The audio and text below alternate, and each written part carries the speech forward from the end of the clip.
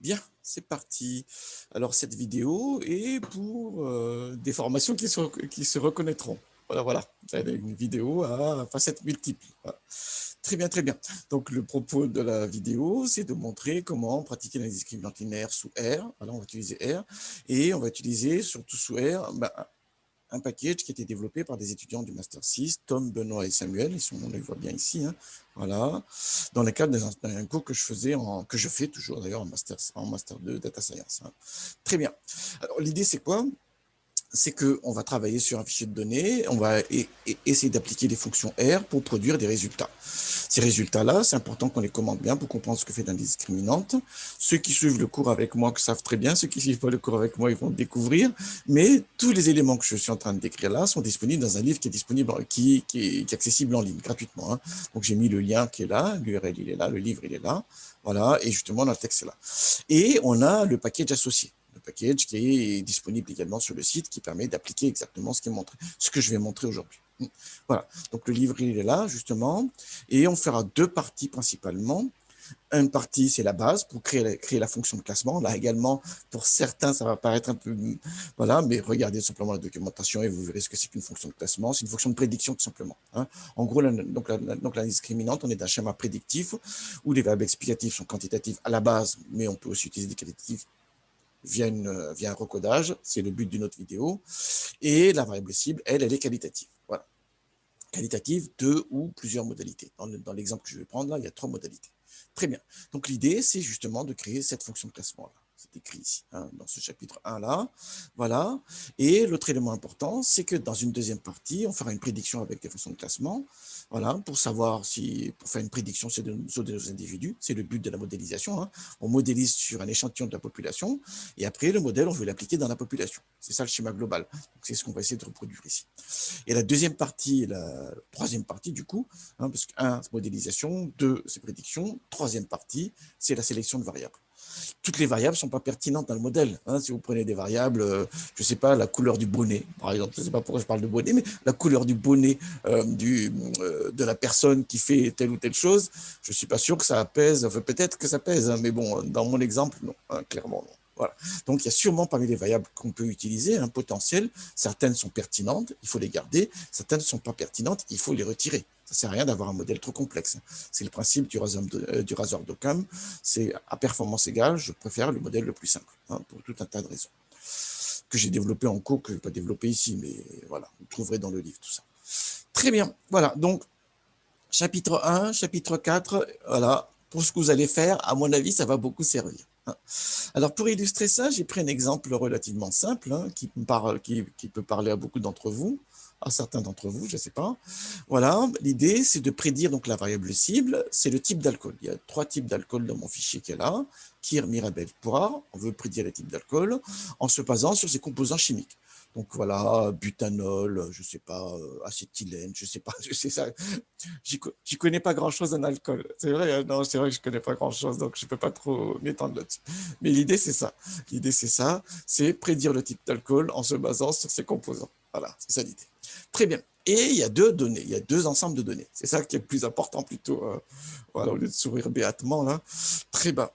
Donc ici, il y a la variable qu'on appelle donc les données d'apprentissage, voilà, qui sont disponibles pour la modélisation. Donc c'est là-dessus qu'on va créer donc les fonctions de classement.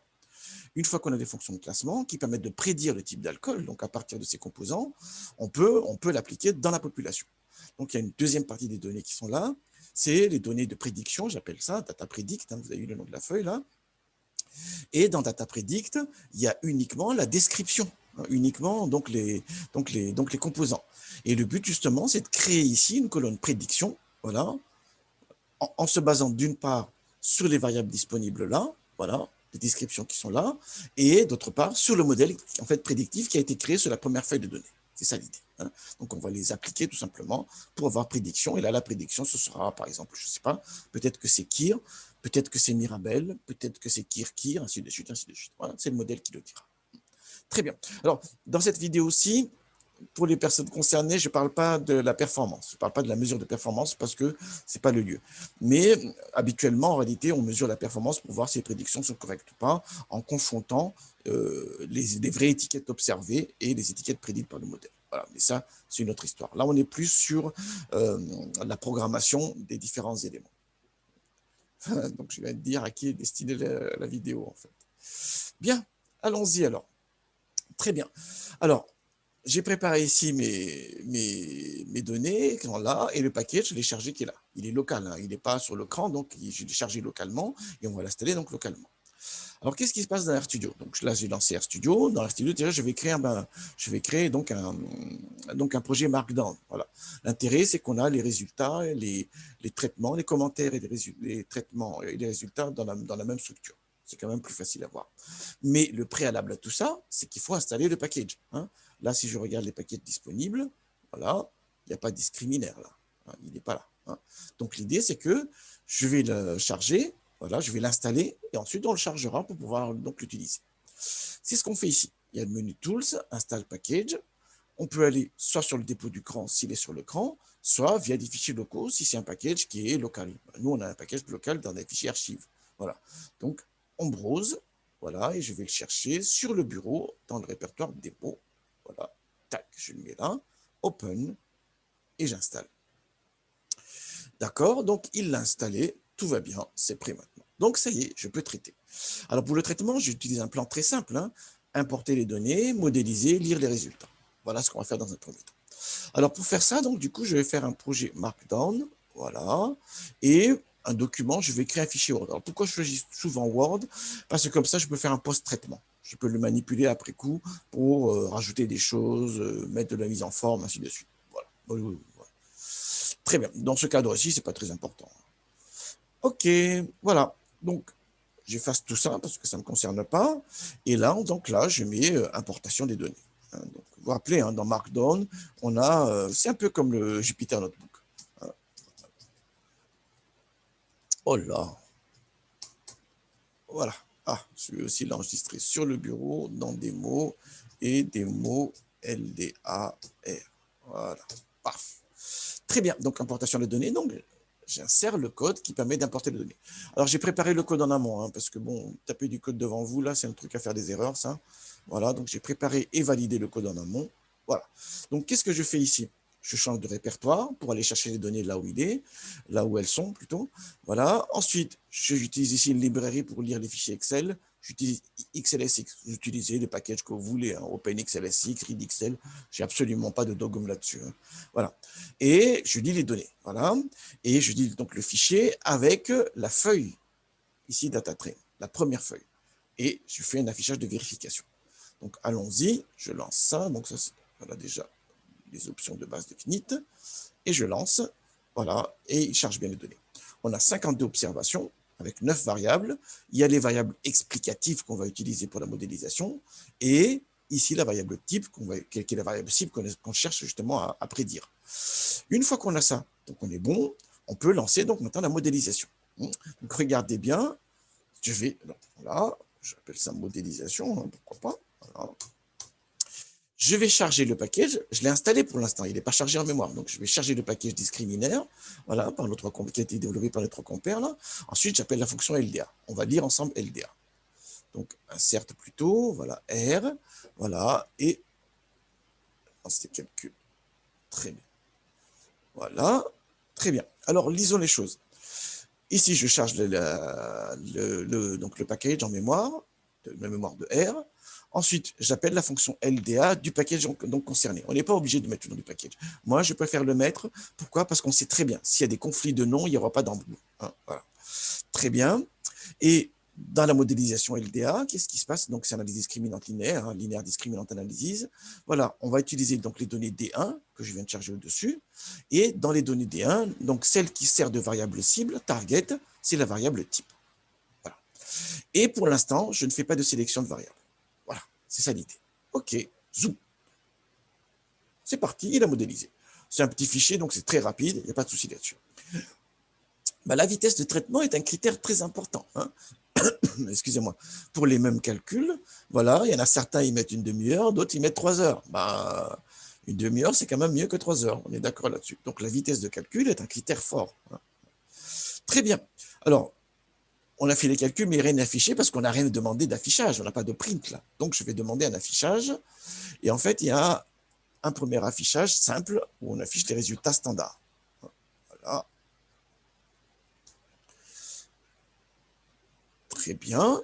Alors, dans l'affichage standard, il y a ici, dans un premier temps, c'est la description du dataset. Voilà, les exemples, le nombre de variables, le nombre de modalités de la variable cible. Il y en avait trois, hein, Kir, Mirabel, Poire. Voilà. Ensuite, là, non, c'est un titre tout simplement. Là, c'est la description des proportions des classes dans l'échantillon d'apprentissage. Donc, il y avait 17 Kir, 15 Mirabel et 20 Poire. Là, on a les proportions. Et enfin, et surtout, voilà, on a les fonctions de classement qui permettent de faire la prédiction. Voilà. Donc, on les applique sur les individus. On a un score de Kir, score de Mirabel et un score de Poire. Et on prend en conclusion celle qui maximise, et donc la modalité de la variable cible qui maximise le score. Alors, ce n'est pas affiché ici, mais ça fera partie des choses demandées peut-être, hein, je ne sais pas, on va voir. Voilà, c'est que j'aimerais ici la pertinence des variables. Parce que là, on a pris toutes les variables. Là, hein. On ne sait pas quelles sont les variables pertinentes ou pas. Si j'ai une variable supplémentaire qui n'a rien à voir avec, donc avec les alcools que j'ai mis dans la base, on ne va pas la garder parce qu'elle ne sert à rien en réalité. Et ça, on ne le voit pas. Avec uniquement les fonctions de classement, on n'a pas cette information-là. Donc, ce qui serait intéressant, peut-être, hein, je ne sais pas, je dis ça, je dis rien, c'est qu'on ait ici un indicateur de statistique, voilà, un indicateur statistique plutôt, qui me donne une idée de la pertinence de variables, associé à un test statistique, avec une p-value, si vous voulez. Et voilà. Comme ça, en un coup d'œil, je vois quelles sont les variables pertinentes, quelles sont les variables qui semblent ne pas être pertinentes. Voilà. On ne l'a pas ici dans ce package-ci. Dans SAS également, je ferai une vidéo sous SAS. On ne l'a pas directement non plus. Voilà, mais ça fait partie des choses très intéressantes. Dans la vidéo sur Tanagra, en revanche, là, elles y sont. J'ai un indicateur de pertinence là, qui permet de savoir quelles sont les variables intéressantes ou pas dans la modélisation, et la p-value associée, parce qu'en fait, c'est basé sur un test statistique, sur les coefficients, tout simplement. Voilà. Et donc, ça permettra de savoir quelles sont les variables intéressantes ou pas dans la modélisation, et embrayer avec une sélection de variables. Mais ça, c'est tout à l'heure, c'est l'affaire de tout à l'heure. Voilà. Donc ça, minimum, à minima, il faut au moins les fonctions de classement. Après, l'indicateur de pertinence, ça peut être optionnel, voilà, ceux qui peuvent se démarquer ou pas, et la p-value associée, on a travaillé sous SciPy, il me semble, hein. Donc les p-values, on sait les calculer sans problème. Très bien. Alors, une fois que c'est fait ça, donc chez mon modèle là, n'oublions pas que le but de la manœuvre, c'est de l'appliquer sur la deuxième partie des données. J'ouvre de nouveau mon fichier Excel. Donc, sur cette première base-là, j'ai modélisé, donc j'ai essayé donc de deviner la relation qu'il peut y avoir entre type et les variables qui sont là. Maintenant, une fois que j'ai mon modèle, je vais la déployer dans la population, c'est-à-dire sur cette partie-là. On est d'accord là-dessus. Pour faire la prédiction, est-ce que là c'est Kir, est-ce que là c'est Kir, Poire ou Mirabel, ainsi de suite. C'est ça l'idée. L'étape numéro 1 sur RStudio, c'est quoi? Déjà, il faut importer les données. Hein, il faut importer la deuxième feuille. Allons-y alors. Donc, j'appelle ça prédiction dans prédiction. Et dans prédiction, je vais importer donc les données, la deuxième feuille de calcul Excel. La deuxième feuille Excel. Hein, voilà, c'est ce que je fais ici. Voilà. Tac. Voilà. Et je lance. Voilà, donc il a importé les données. Ce n'est pas les mêmes observations. On a 50 observations et non plus 52. Et on n'a que les X. On n'a que les variables explicatives. Hein. Et on a 8 variables. Il n'y a pas la variable type. Voilà. Et l'objectif, justement, c'est de prédire sur la variable type. Hein. Très bien. Alors, justement, on va utiliser une fonction qui a été développée par notre compère. C'est la fonction predict. Voilà. Voilà. Tac. Voilà. Et je fais print de pred. Voilà. Très bien. Alors, qu'est-ce qu'il y a dans la fonction predict? Il y a deux éléments. Un, c'est le modèle qu'on a développé préalable ici, au préalable. MDL, c'est la variable qui a été créée. Hein. C'est une variable qui a été créée, c'est un objet en fait. Un objet R qui a été créé. Voilà. Et le deuxième élément, le deuxième paramètre de la fonction predict, c'est les données sur lesquelles on applique la prédiction. Et bien sûr, ce n'est pas D1 qu'il faut utiliser, c'est bien D2 qu'il faut utiliser ici. D2, qui est la deuxième feuille de données où on n'a que les variables explicatives, avec la description des 50 individus. Voilà. Et le but, c'est de faire la prédiction. Donc, on va faire un affichage des prédictions ici pour voir ce que ça donne. Allons-y. Paf. Et voilà. Il fait la prédiction ici des différents éléments. Donc, sur les premiers, il les prédit Kir. Les suivants, ils appuient Poire, ainsi de suite. Alors, on peut avoir une vue globale en faisant table. Bon, ça, c'est pas demandé, mais c'est juste à titre informatif, hein, à titre, voilà, fréquence absolue des prédictions. Voilà. Donc, on a une vue plus globale ici. Il y en a 15 observations qui ont été prédites Kir, 19 qui ont été prédites Mirabel et 16 qui ont été prédites Poire. Voilà. Mais c'est ça, c'est pas ça l'important. Et l'important, c'est la programmation de la fonction prédite. C'est ça l'important. Hein, on est d'accord là-dessus. Très bien. Une fois que ça s'est fait, donc, c'est déjà pas mal. Hein. C'est tout pour aujourd'hui et c'est déjà pas mal. Mais je vais quand même demander un truc supplémentaire. J'avais parlé de la pertinence des variables. Voilà. Voilà, voilà. Et donc, j'avais dit, hein, il y a des variables ici qui sont intéressantes, d'autres qui ne sont pas intéressantes. Donc, ça ne sert à rien de garder les variables qui ne sont pas pertinentes. Et donc, il y a un processus pour ça, c'est la sélection de variables. Alors, je sais pertinemment que vous avez un cours de modèle linéaire au second semestre. Donc, là, vous travaillerez plutôt dans la régression linéaire multiple et dans la régression linéaire multiple. Donc l'idée de pertinence des variables, déjà, vous le verrez avec le test des coefficients. Et l'idée de retenir que les variables pertinentes, vous l'aurez avec sélection de variables. Vous irez plus loin que moi aujourd'hui. Moi, je vais vraiment sur la partie très simple que vous allez développer, je l'ai dit, voilà, c'est la sélection forward, la sélection par avant. J'en dis pas plus, hein. Tout ça est décrit dans le livre avec des détails et tout ça, et je montre différents exemples sur différents outils. Donc là, je fais que sous R, parce que la vidéo est dédiée à R. Le gros intérêt de faire R, c'est que c'est gratuit, donc les packages ils sont disponibles en ligne, donc vous pourrez reproduire cette démo-ci en entier, et ça vous permettra de calibrer votre application. C'est ça le but de la manœuvre. Très bien. Alors, une fois que c'est fait ça, donc je mets ici sélection. Voilà. Et on va utiliser dans un premier temps avec discriminaire. Avec discriminaire. Voilà. Alors, j'insère, tac. Et avec discriminaire, en fait, ils ont fait un choix particulier. On va essayer de détailler ça. Voilà.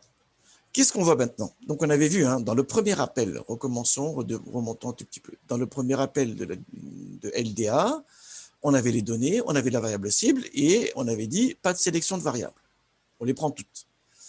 Dans le deuxième appel qui est là, voilà, on a toujours les données, ça ne change pas ça. On a toujours la variable cible, voilà. Et maintenant, on fait une sélection de variables. Voilà. Et on fait une sélection de variables avec une méthode forward. Voilà. Déjà, forward, c'est pas mal. Hein. Voilà, déjà, forward, c'est pas mal.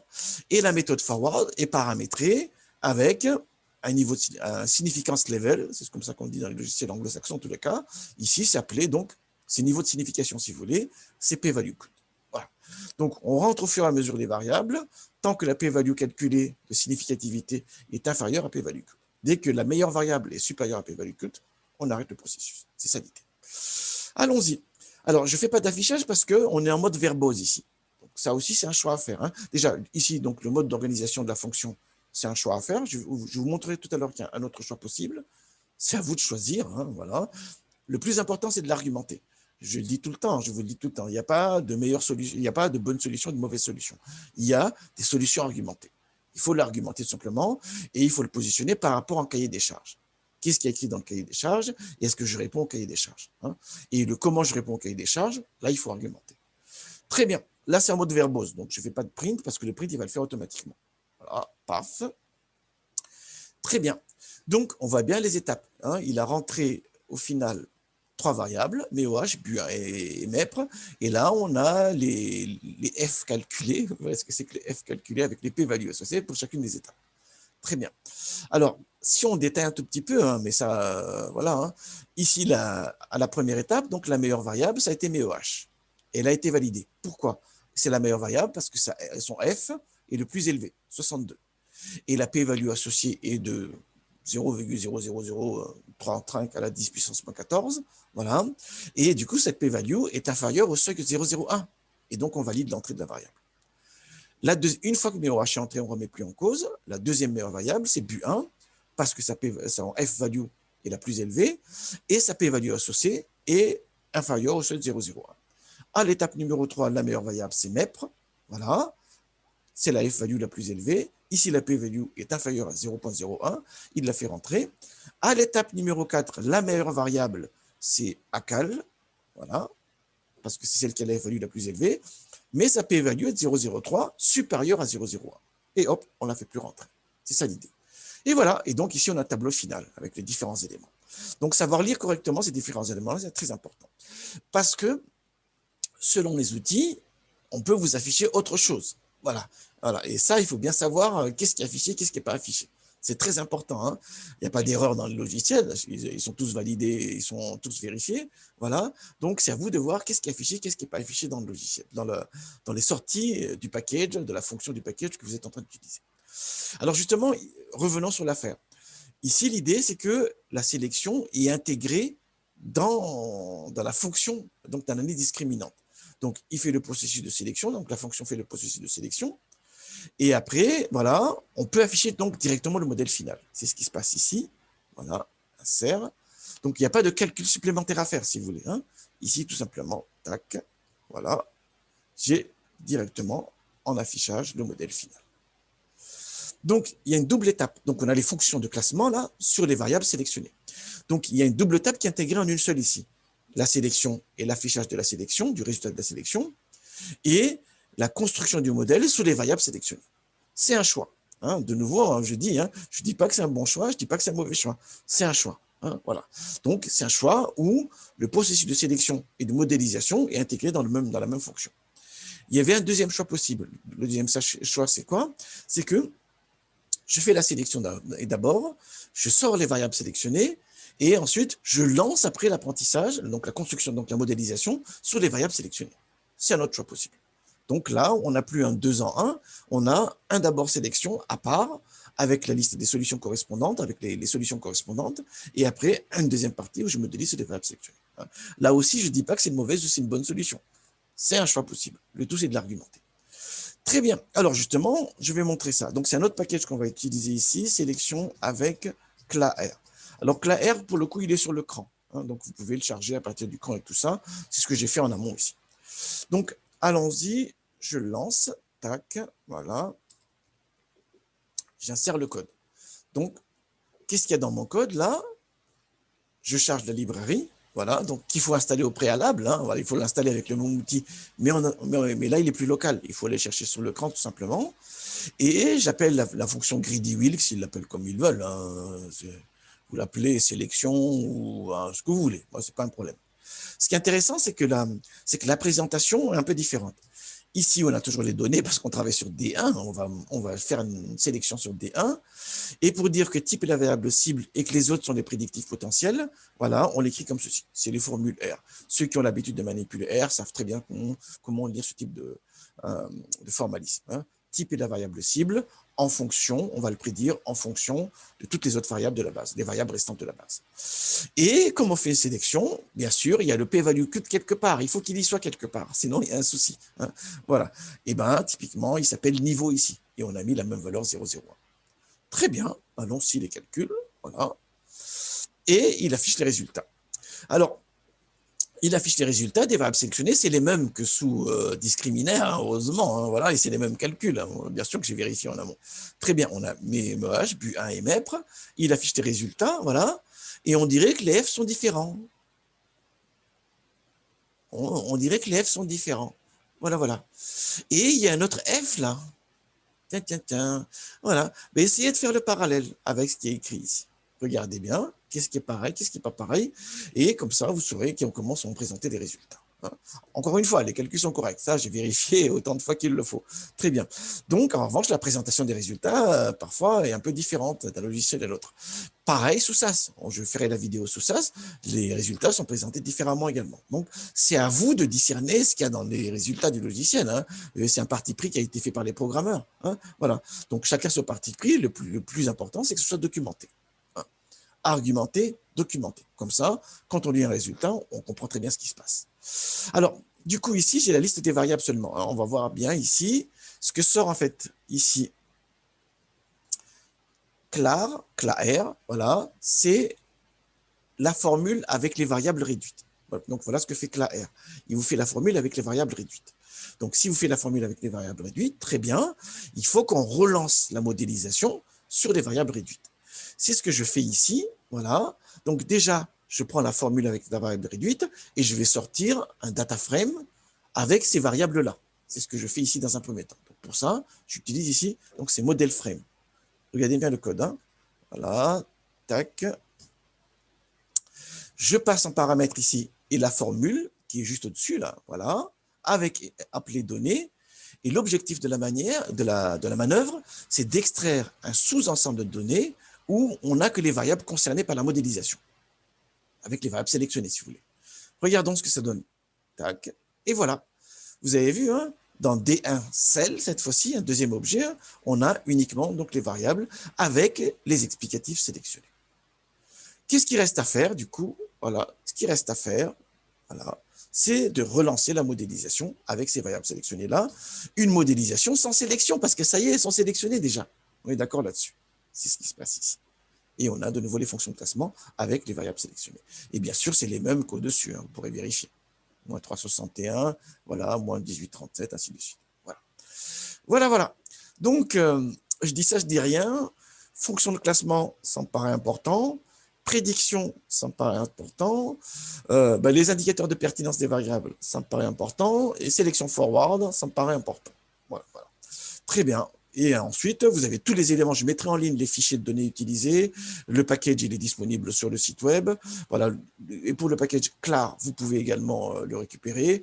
Ici, le code R, voilà, je le mettrai en ligne également. Comme ça, tout est reproductible et ça vous donnera une référence pour votre travail. Voilà, voilà. Moi, je m'arrête là.